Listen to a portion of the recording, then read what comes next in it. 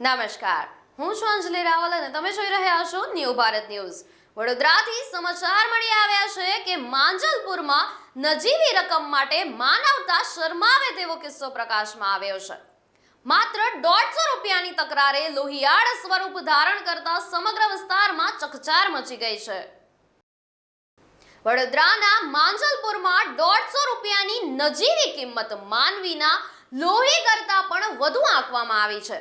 શહેરના માંજલપુર વિસ્તારમાં બે શખ્સોએ એક રિક્ષા ચાલક યુવક પર ચાકુ વડે એવા ઘા કર્યા કે રસ્તો લોહીથી લથબથ થઈ ગયો છે। પુત્રની આવી હાલત જોઈને લાચાર પિતા તેને હોસ્પિટલ દોડાવવા મજબૂર બન્યા હતા।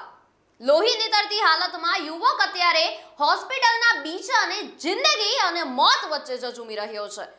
માત્ર 150 રૂપિયા માટે કોઈની જિંદગી સાથે ખેલ કરનારા આ શખ્સો કોણ છે અને પોલીસ ક્યારે તેમને જેલના સળિયા પાછળ ધકેલશે? જો આ સનસનીખેજ ગ્રાઉન્ડ રિપોર્ટ।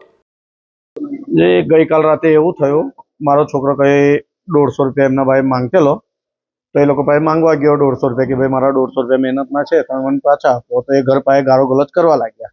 તો મારા છોકરાએ એટલું કીધું કે એ ગારો ગલત ના કરશો, પૈસા નહીં આપવા તો ના આપશો, પણ એ ગારો ગલત કરશો ના। એવું કરીને એ લોકો જતા રહ્યા। ભાઈ આજે એકદમ આવ્યા અને છોકરાને બોલાવ્યું બહાર કે લે ભાઈ તારા 150 રૂપિયા લે, એમ કરીને બોલાવ્યું અને કઈ વાતચીત કઈ કરી નહીં અને ડાયરેક્ટ બે જણે પકડ્યું અને એક જણે ચક્કુના ઘાવ માર્યા।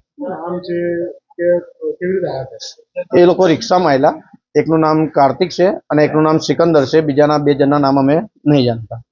ક્યાં રહેતા હતા આ લોકો?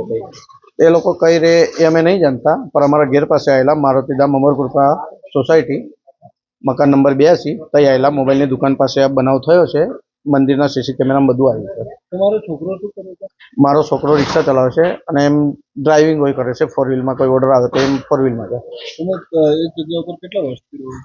અમારું બચપન જ આખું એ જગ્યા પર ગયું છે। આ જે ઘટના બની એના પછી તમે શું કર્યું? અમે પોલીસને જાણ કરીને છોકરાને મને ફોન આવ્યો કે પપ્પા આવું આવું થયું, મને બચાવ, મને ચક્કુના ઘાવ માર્યા છે।